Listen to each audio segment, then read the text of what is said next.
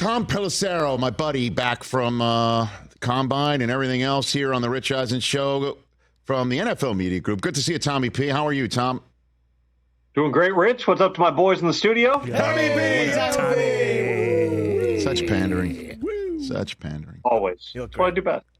Kissing babies. Which one is the baby here? All of them? I texted him yesterday, Rich. I can't believe we didn't see him in Vegas. I saw everybody but Tommy P. That's true. Where I were wasn't you? invited. Where were you? You never brought me over. What do you want me to do? Wow. We walked around everywhere. We literally saw and all didn't your see you. cohorts. Exactly. You. You want me to like sidle up to your set and be like, "Hey guys, can I come on?" No, you didn't. We were great. deep. We were deep in Nickelodeon land. We just missed you, bro. All right, good to see you. So, what's the scoop with Russell Wilson? What's happening? Russell Wilson is begun the very high-profile tour of potential places that he could land. It's such a unique situation, Rich, because you got a quarterback who is due $39 million to not play for the Broncos this season. It's subject to offsets. So there's no difference between Russell signing for the minimum and signing for $39 million because he gets the same amount of money. Expectation is wherever he goes, he's going to sign a minimum type deal, at least for 2024. We'll see then if they try to do something multi-year, something out into 2025. I also can't help but look at the way even the reporting so far, Rich, has gone on this because our intrepid teammate Ian Rappaport put out the initial tweet earlier today that Russell Wilson was spotted flying from Newark, and I'm paraphrasing, I don't have it in front of me, spotted flying from the Newark airport to Pittsburgh to meet with the Steelers, hanging out with fans and taking photos, which by all appearances, that's exactly what was going on. I am just struck by this fact, which is Russell Wilson, at this stage in his career, he's spent a couple of years in a lot of ways being a punchline for a lot of people in the media and for fans.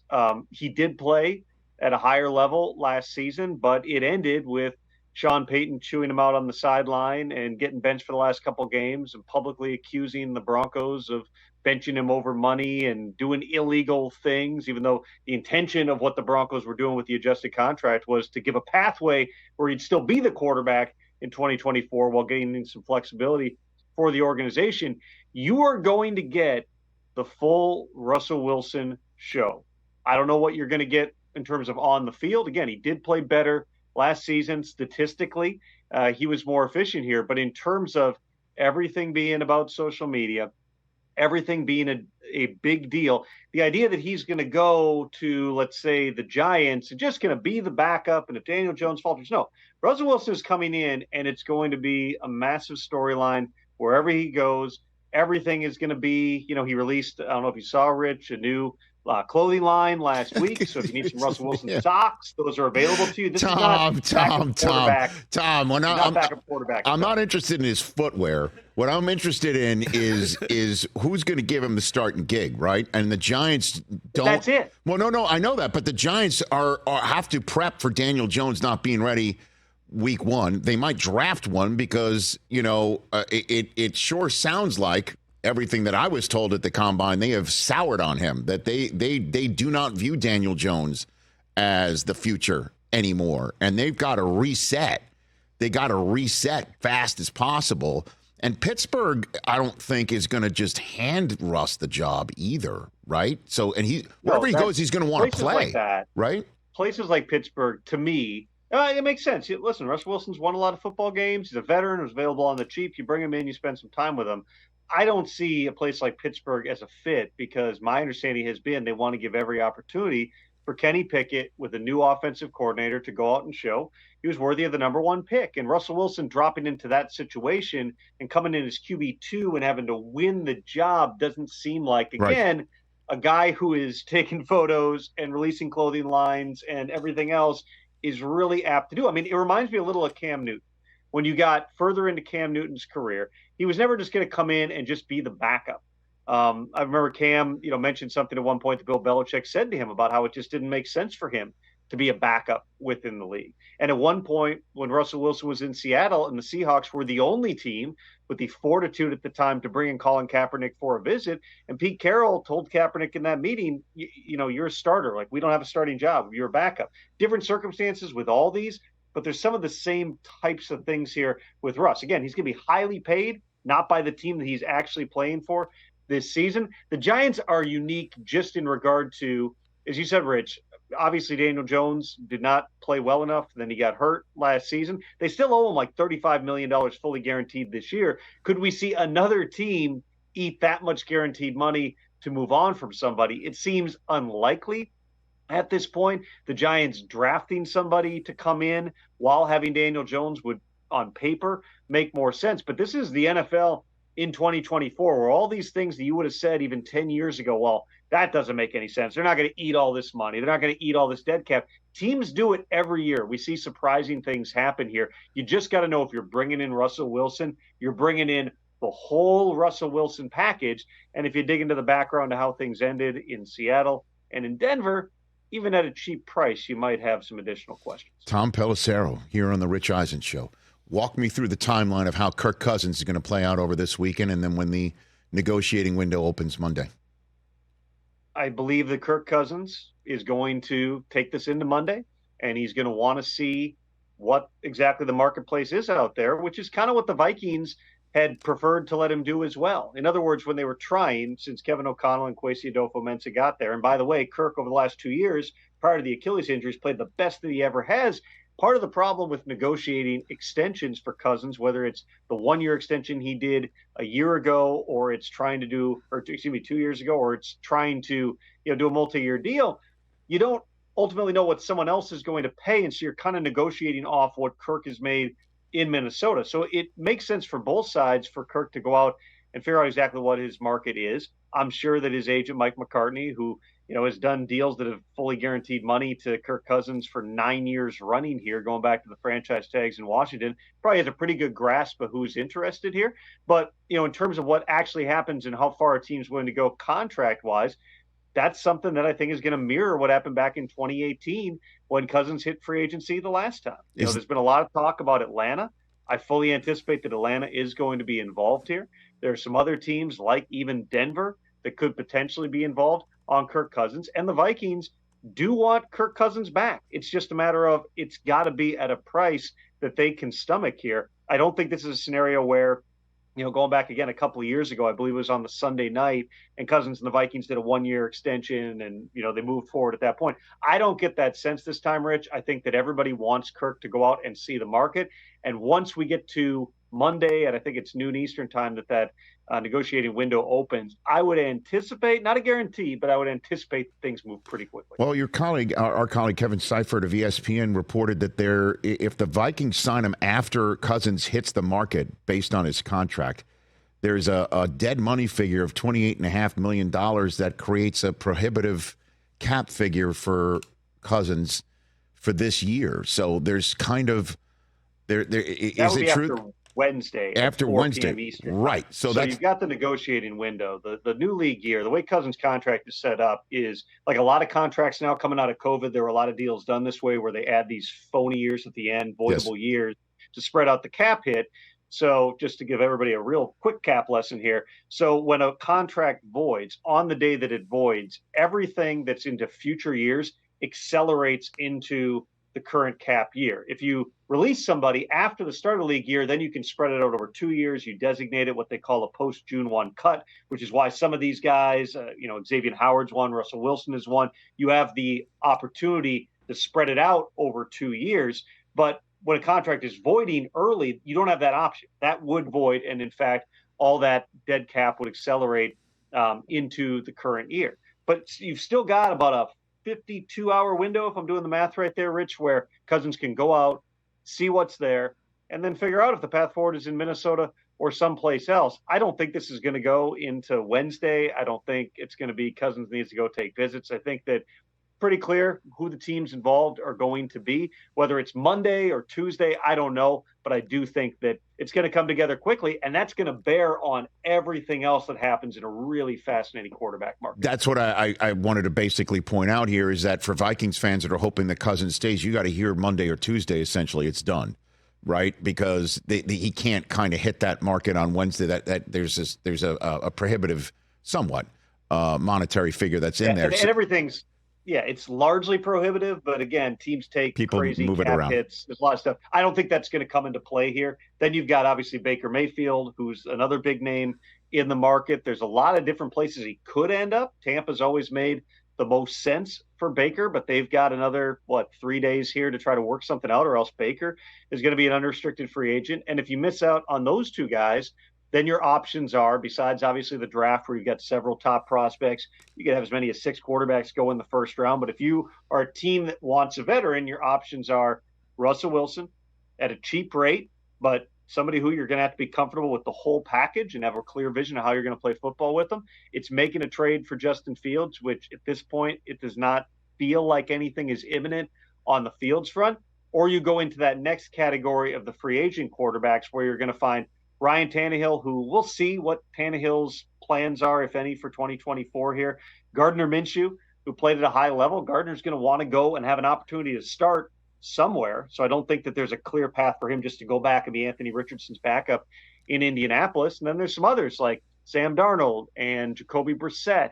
You got other guys with starting experience like Tyrod Taylor and Josh Dobbs. There's a bunch of names, but it's very much is a domino effect in the quarterback market because you've got clear 2 walk-in-the-door starters in Kirk and Baker. You certainly can make the case that a guy like Fields or Wilson, if you're acquiring them, they're going to be your starter as well. And then you got all these other kind of borderline type guys at a time where you easily can look around the league and say there's 8 to 10 teams where maybe they draft a quarterback, but you're not going to know that till the end of April. You're going to want to have some type of a contingency plan in place right now. Tom Pelissero here on the Rich Eisen Show. You just said that you don't think anything's imminent on the Justin Fields front. If Cousins goes to Atlanta, where in the world does Justin Fields wind up, Tom?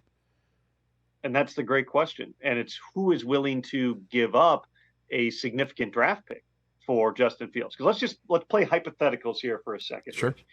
If your best offer, let's say the Bears' best offer, again, I'm just spitballing here. Their best offer is a 4th-round pick right now for Justin Fields prior to the start of free agency.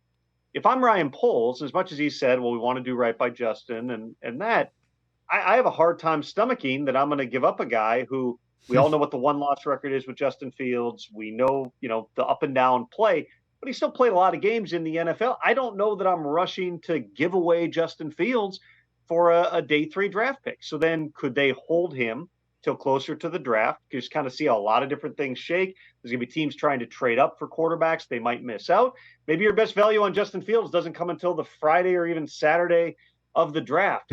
This is all part of like the game here. I know last year the Bears moved really swiftly. I think it was around March 9th, which that'd be tomorrow, where they, traded the number 1 pick and they started maneuvering here.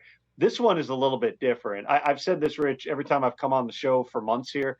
Everything that the Bears have done to this point, every indication that I've gotten is that they'll want to draft Caleb Williams. That'll be the number 1 pick. And then Justin Fields is probably playing football someplace else. But there's nothing saying they have to do this. There's no trigger in Fields' contract. There's nothing saying you have to make the trade now.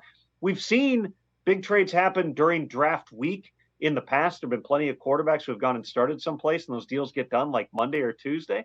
You may not have every team, all 32 teams, with a clear starting plan in lieu of a rookie in place by the end of April here. So they can afford to be patient. They can afford to play this out. They still got to get Caleb Williams in and do the medical and all that. Not that anybody's anticipating any red flags on that front. But as much as early on, it seemed like maybe the first 2 dominoes were going to be Russell Wilson and Justin Fields ahead of the market. Russell's obviously out there. He's at minimum visiting teams right now. With Fields, again, this can all change overnight. There could be 1 phone call today and he could be gone, but don't get the sense that it's imminent right now. All right, let's talk about a couple other issues before sending you on your Friday into your free agent week. Tom Pelissero here on the Rich Eisen Show.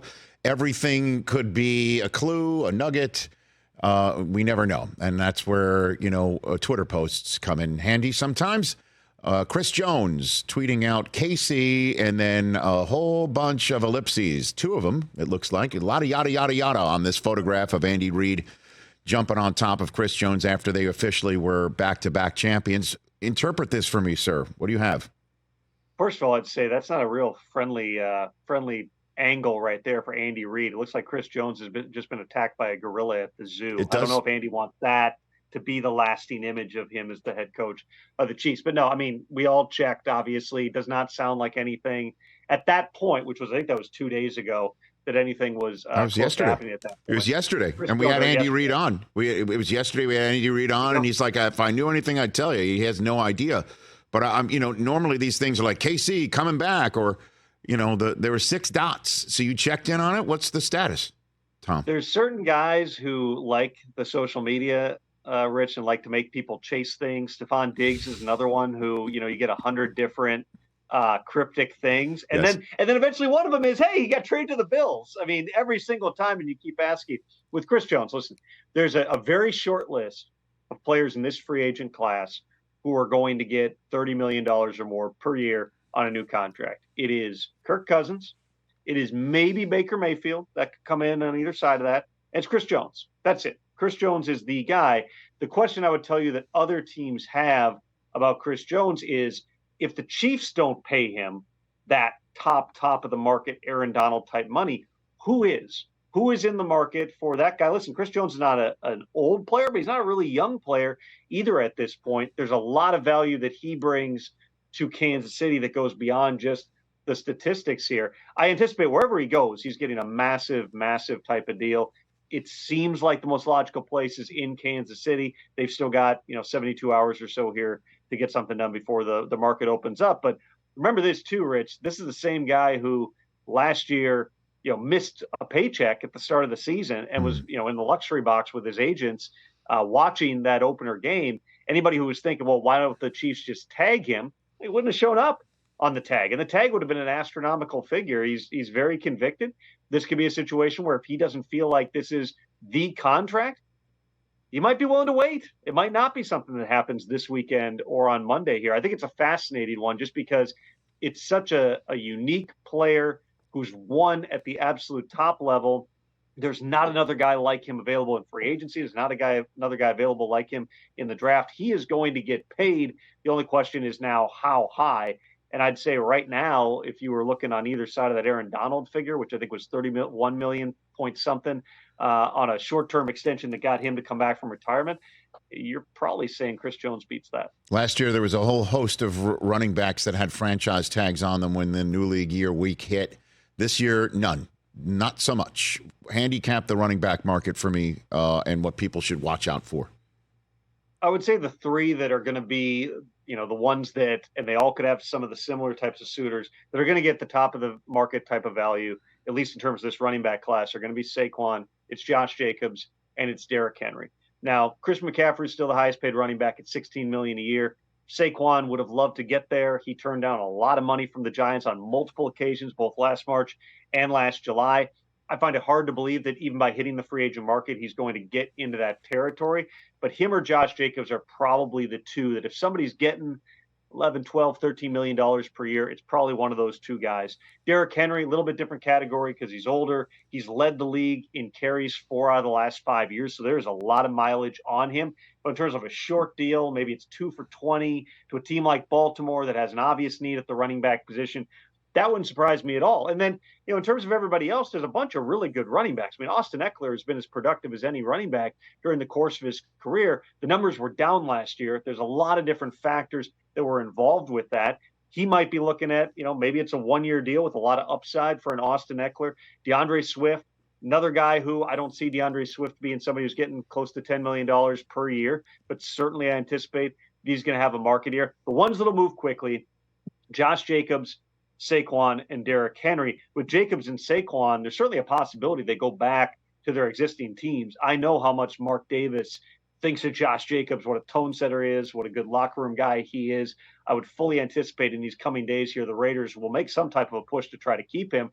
With the Giants, it's kind of like what we talked about with Kirk Cousins, where after, they've made several runs at getting a Saquon deal done, they didn't tag him at $12 million, in part because it's probably a good thing if he goes out and sees is somebody like the Chargers with a new coaching staff and Jim Harbaugh, that they roll it out and give him $15, $16 million a year. Anything's possible. The Chargers obviously would need to clear a lot of space to start making moves like that. But let Saquon go out, find out what the real market is. Then the Giants can see whether or not that's a place that they're willing to go with. All right, Tom. I know there's no crystal ball, but before you go, and I know this is not your usual bag here, but give me the surprise. There's always one where it's like, whoa, that team did that with that player. Give me one you think that's going to happen Monday or Tuesday. I think that I think that the surprise things that are going to happen over the next several days here. I'll speak somewhat broadly here, Rich, but Okay. I'll be as good of a roadmap as I can. I think that there are going to continue to be offensive linemen who get numbers who you've never heard of. And you're going, someone just gave Jonah Jackson $17 million a year. Mm-hmm. There are some offensive linemen, just Robert Hunt is going to get a ton of money. Mike Onwenu, who's doing his own deal from the Patriots, he might get a big deal. There's a bunch of those guys who are not household names at all. Mm-hmm. And you see the numbers and you're like, who is this guy? Mm-hmm. And the fact is they're good players. And that's a market that, while we've seen others shrink, the guard market is absolutely exploding. And then I think that if you get some surprises in terms of the big names, it might be some of these receivers being on the move. Because once Mike Evans re-signed with the Buccaneers, once Pittman and T. Higgins got taken off the market, those are really your top 3 potential free agents who are now not available to teams. Calvin Ridley is probably the next one. There's a lot that teams have to dig into in terms of how things played out in Atlanta. He had the year-long suspension, goes to Jacksonville, was kind of up and down, was finding his legs through the course of the season here. Beyond that, there's not like a clear – every year we got a receiver or two who get crazy money, and those are the ones that everybody's talking about.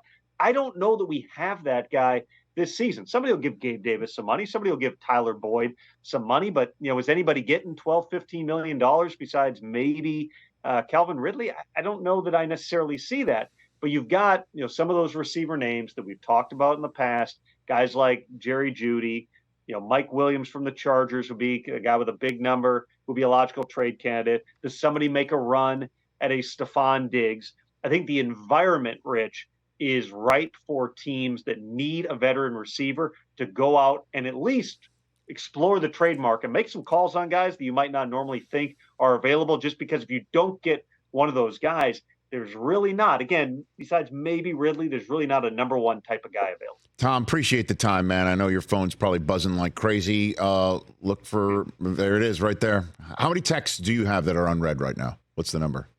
Let's see here. This is interview 17 since the interview began. Thank you. We're averaging 1 a minute. It'll pick up next week. We'll chat again, Tom. Thanks again. Enjoy. Thanks, Rich. You bet. The great Tom Post here. Catch the Rich Eisen Show every single day on the Roku channel, 12 to 3 Eastern, for free.